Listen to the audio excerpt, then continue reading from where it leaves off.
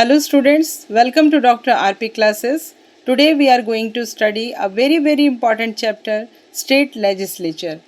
आज हम बच्चों State Legislature यानी कि राज्य विधानमंडल को समझने वाले हैं. तो without wasting any time चलिए क्लास को शुरू करते हैं. Let's start the class. The State Legislature is the law-making body of a state. It makes laws on a subject mentioned in a state list and concurrent list of the Constitution. यानी कि state legislature जो है बच्चों, इसको हिंदी में हम लोग राज्य विधानमंडल भी कहते हैं. तो ये लॉ मेकिंग बॉडी होती है स्टेट का. जो भी राज्य के लिए कानून बनते हैं वो यहीं पर बनते हैं. It makes laws on subject mention, यानी कि जो भी स्टेट लिस्ट और कंकरेंट लिस्ट यानी कि राज्य सूची और समवर्ती सूची में कॉन्स्टिट्यूशन के जो भी स्टेट सब्जेक्ट दिए गए हैं स्टेट से रिलेटेड, उनके लिए लॉज बनाने का काम यहाँ पे होता है. At present there are 28 states in the Union of India and every state has its own legislature. आप जैसा कि जानते हो बच्चों कि वर्तमान में 28 राज्य हैं इस संघ के पूरे राज्य जैसे संघ में. तो हर स्टेट के लिए अपना अपना एक लेजिस्लेचर है, यानी कि राज्यों की अलग अलग विधान मंडल हैं. The state legislature is a legislative body which makes laws at the state level. जो स्टेट लेजिस्लेचर होती है वो एक लेजिस्लेटिव बॉडी है, यानी कि विधायी निकाय है जहाँ पर कि कानून बनते हैं स्टेट लेवल के अंतर्गत. The legislature made by the union shall have an overriding effect over the laws made by the state if there is any inconsistency between the two. अगर केंद्र और राज्य के बीच अगर कुछ डिस्प्यूट हो जाते हैं लॉज बनाने को लेकर, तो आप जैसा कि मैंने पहले भी आपको स्टेट लिस्ट और कंकरेंट लिस्ट और यूनियन लिस्ट के अंदर पढ़ाया हुआ है कि उसमें केंद्र के जो लॉज होंगे वही मान्य होते हैं, वही उसके ऊपर प्रभावित होते हैं. Chapter 3 of the part 6 of the Constitution of India 1950 COI, that means Constitution of India, deals with the articles related to state legislature, article 168 to article 177. जो Constitution का part 6 है, यानी कि भाग 6 के चैप्टर 3 में आप देखोगे कि 168 से 177 तक जो आर्टिकल्स दिए हुए हैं वो स्टेट लेजिस्लेचर को डील करते हैं कि कितने सारे इसके आर्टिकल्स हैं जो कि ये डील करते हैं कि क्या क्या लॉज बन सकते हैं स्टेट से रिलेटेड और कंपोजिशन कैसा होगा. तो चलिए देखते हैं कंपोजिशन कैसा है. Composition of the state legislature. Article 168 of COI deals with the constitution of the legislature of the state.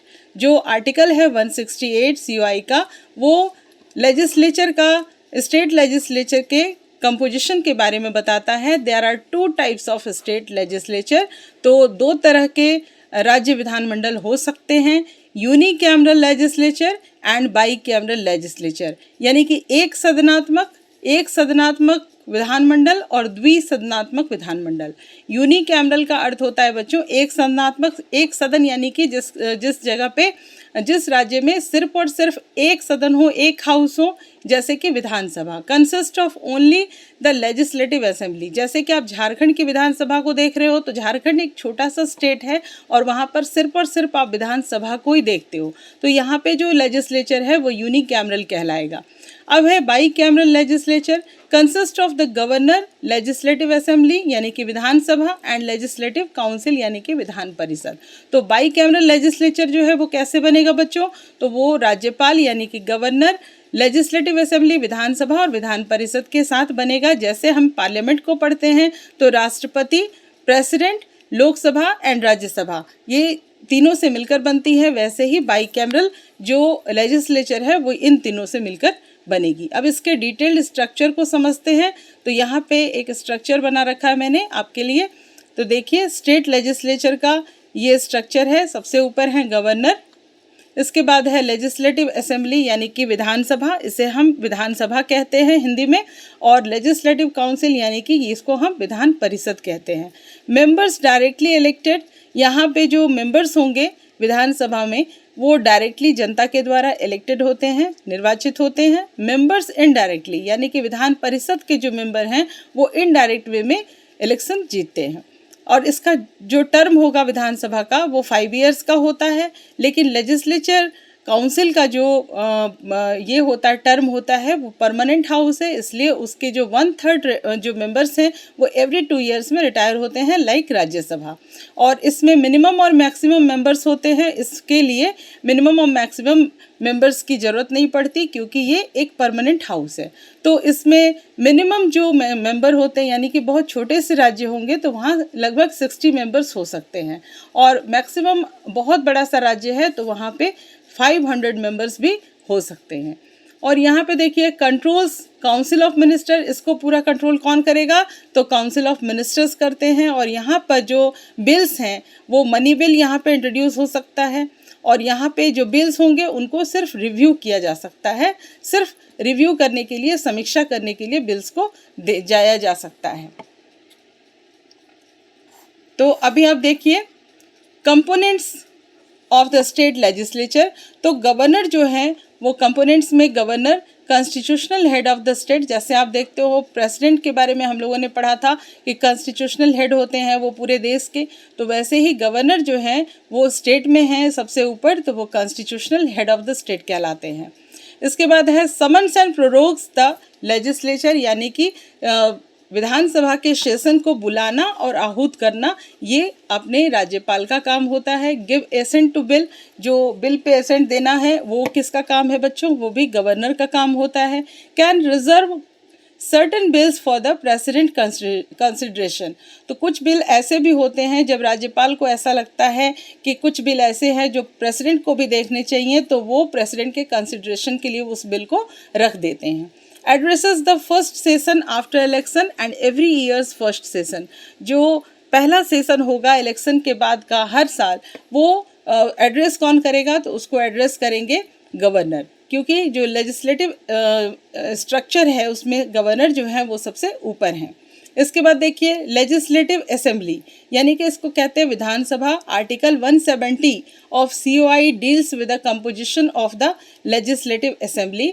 जो COI का 170 आर्टिकल है वो लेजिस्लेटिव असेंबली का कंपोजिशन यानी कि गठन कैसे होगा राज्य विधानसभा का, उसके बारे में बात करता है। ये क्या है, lower house and the real law making body.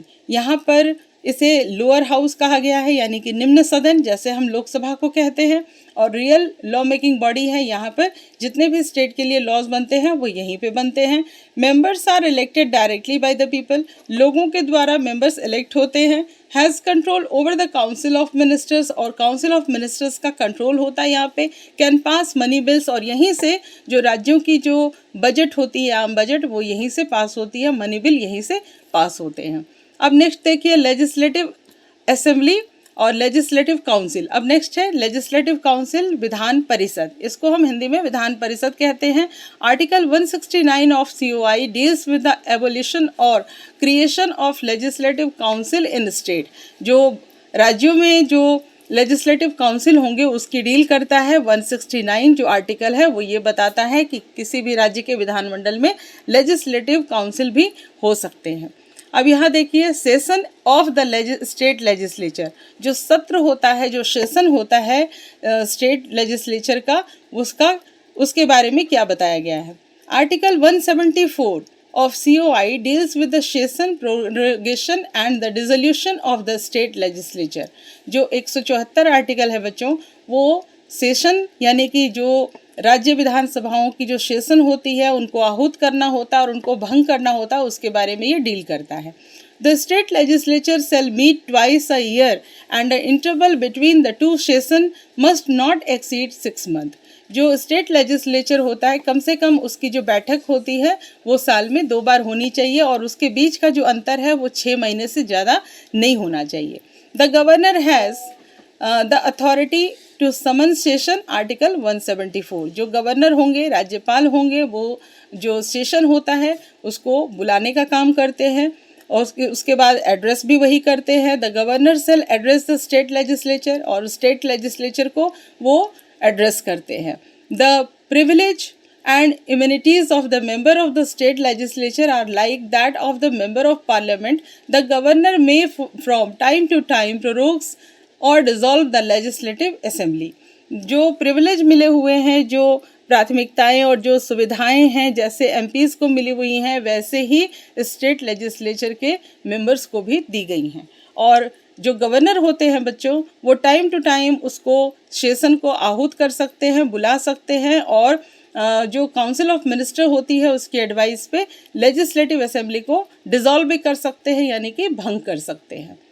अब देखिए कुछ ही ऐसे स्टेट हैं भारत में जो विधान परिषद और विधानसभा यानी कि बाई कैमरल लेजिस्लेचर को रिप्रेजेंट करते हैं। जैसे आप देखोगे बिहार, उत्तर प्रदेश, महाराष्ट्र, कर्नाटका, आंध्र प्रदेश एंड तेलंगाना, इन 6 ही स्टेट्स में विधानसभा और विधान परिषद दोनों हैं, यानी कि बाई कैमरल द्विसदनात्मक लेजिस्लेचर यानी कि द्विसदनात्मक है और ये बाई कैमरल है।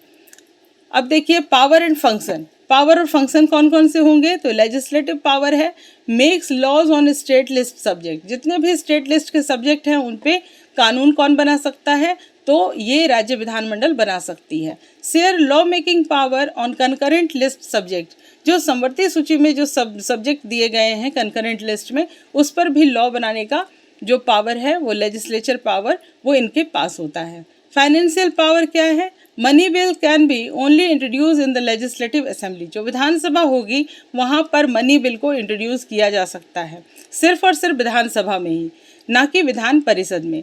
Legislative council can only recommend changes, और लेजिस्लेटिव काउंसिल सिर्फ और सिर्फ उसमें कुछ चेंजेस के लिए उसको रेकमेंड कर सकती है, इससे ज़्यादा उसके पास यहाँ पे पावर नहीं होती।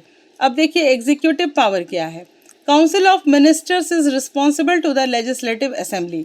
जैसे कि हम देखते हैं लोकसभा में कि वो लोग जो काउंसिल ऑफ मिनिस्टर्स होते हैं वो लोकसभा के प्रति रिस्पॉन्सिबल होते हैं, कलेक्टिव रिस्पॉन्सिबिलिटी होती है उनकी, वैसे ही काउंसिल ऑफ मिनिस्टर जो राज्य विधानमंडल के हैं वो रिस्पॉन्सिबल होते हैं लेजिस्लेटिव असेंबली के लिए, क्योंकि ये एक लोअर हाउस है और यहाँ पे जो मेंबर होते हैं वो डायरेक्ट इलेक्टेड होते हैं bye the people. Assembly can remove the government through a non confidence motion, assembly को रिमूव भी किया जा सकता है, अगर नो कॉन्फिडेंस मोशन पास हो जाए तो असेंबली को रिमूव भी किया जा सकता है।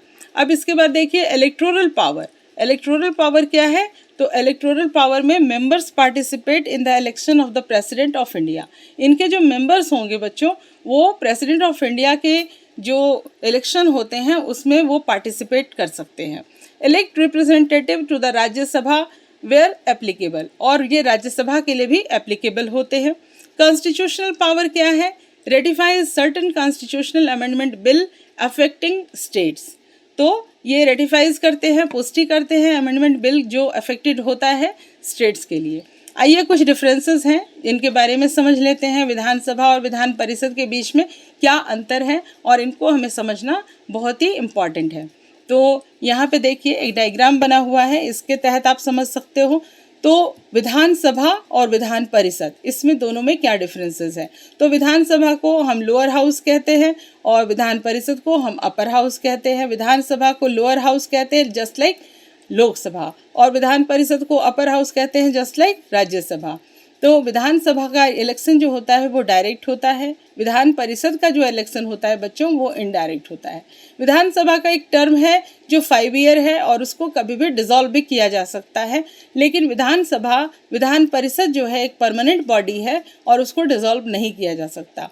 अब देखिए डिसोल्यूशन में can be dissolve, can not be dissolve, और इसमें मनी बिल जो है बच्चों ये सबसे इम्पॉर्टेंट है कि विधानसभा में ही इंट्रोड्यूस हो सकती है मनी बिल, और विधान परिषद में मनी बिल सिर्फ और सिर्फ रेकमेंड होती है चेंजेस के लिए, लेकिन उसकी बात कोई ज़रूरी नहीं है कि मान ही ली जाए। और ये विधानसभा अगर देखें तो मोर पावरफुल है और विधान परिषद जो होती है उसको बहुत ही कम लिमिटेड पावर्स मिले होते हैं। तो ये कुछ डिफरेंसेस थे, इन्हें आपको याद रखने चाहिए और आप इसके नोट्स भी बना सकते हो। आई होप कि आपको ये वीडियो पसंद आई होगी। ऐसे ही वीडियोस देखने के लिए आप फॉलो करें डॉक्टर आरपी क्लासेस को। Thank you so much.